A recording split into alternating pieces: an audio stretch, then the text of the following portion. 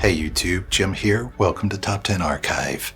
If you have abandonment issues, you might very well relate to these houses on our list today. More than houses, these beyond extra mansions, abandoned by millionaires for one reason or another, will definitely freak you out. Here's our pick of the top 10 creepy mansions abandoned by millionaires. But before we get started, why not become an archivist today by clicking that subscribe button and notification bell so you don't miss out on any future uploads. If you end up enjoying this video, let us know by giving it a thumbs up. And in the comment section, tell us if you would ever tour any of these abandoned mansions. Number 10. Wyckoff Villa, Thousand Islands, New York. From the guy who brought you Remington typewriters comes the abandoned Wyckoff Villa Mansion in Thousand Islands, New York. The story of this home is full of death and sadness despite the popularity and success of the Remington typewriter and following success of many who would use them, like Agatha Christie. The home was built in 1894, but Wyckoff didn't get to enjoy it much, dying on his very first night in the home of a heart attack. A month prior, his wife had died of cancer. Though his son inherited it, he didn't spend much time there. I mean, who would want to? For the past 60 years, it has just sat there. Number 9. Chaunay Number 81, Beijing, China. Known as Chaunay Number 81 and completed in 1910, this house was reportedly built by the Qing imperial family as a church for British citizens of Beijing. After the communists defeated the nationalists in the Civil War in 1949, a high-ranking nationalist official who was living there is said to have deserted his wife and fled to Taiwan in the process. The woman was so devastated that she hung herself from the rafters of the 3-story mansion. Local residents believe that her spirit has haunted the abandoned home ever since. Number 8. Villa de Vici, Lake Como, Italy. If the story of this mansion were a horror film, it would go like this. A 19th century count, Felix de Vici, played in my imaginary movie by Harrison Ford, hires the best architect around, Alessandro Sidoli, played by Oscar Isaac, to make his dream family home. He and his family choose picturesque Lake Como in Italy. However, Oscar Isaac dies before he finishes, which is already a bad omen. The family finds some nameless architect, to finish the construction and move in. Things seem to be fine until on a regular day, the Count returns home to a gruesome murder site. His wife has been killed, his daughter is gone, and what does he do? He kills himself, of course. His brother was the sole heir of that mansion, and some relatives lived in it on and off until World War II, but after the 1960s, it was left empty, probably because things happened in there that if I added them to my movie, they'd seem like too much. For one, the grand piano supposedly played at night all on its own. In the end, the mansion's neighbors were hit by an avalanche in 2002, and it made it through, abandoned and mysterious.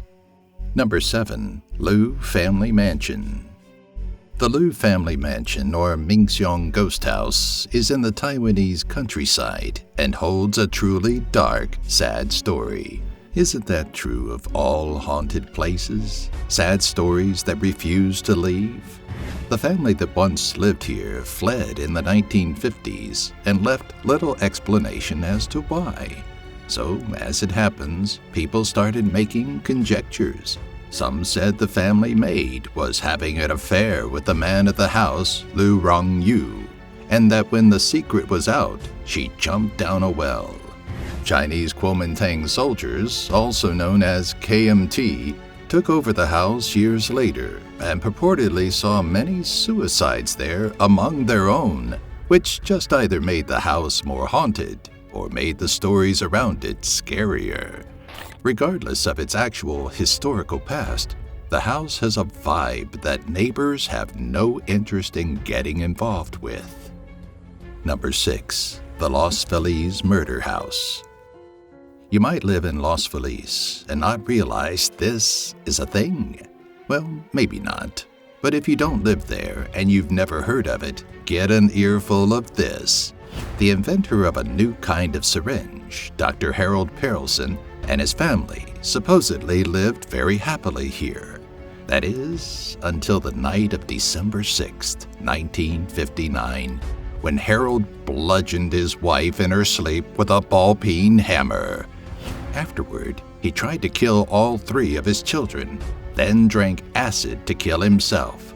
It seems that after his successful invention, he was somehow left out of the rites, which maybe led to the violence. The house was sold to another family who apparently used it for storage, then sold it to a couple who had plans to fix it up, but never did, putting it up for sale again. Nobody wants to live there, and I bet I know why. What do you think?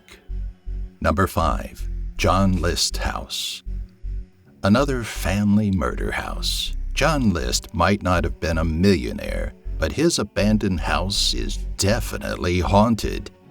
You know when you're a kid and you walk into a friend's house, but they just got in some serious trouble and you can feel the tension in the air? Imagine that instead of a spanking, there was just a murder. That, my friend, is what you feel in a murder house. Tension times a million. The List House holds the horrible story of a man named John who killed his wife, mother, and 2 children. He took all of the bodies, but his mother's, and lined them up in the ballroom, turned the radio to a religious station, stopped to cut his face from a family photo, and ran away. He had been in Denver using a false name for a full month when his family was discovered. He even married another woman there before he was caught in 1989. He started a whole new life, and even after being caught, never admitted anything. The original house was burned down, and another one built just like it. They may be different hallways and rooms, but the horror still hasn't escaped that land. Number 4. Swingers Tiki Palace, Tennessee, U.S. Normally, haunted houses take on much scarier names than the Swingers Tiki Palace, right?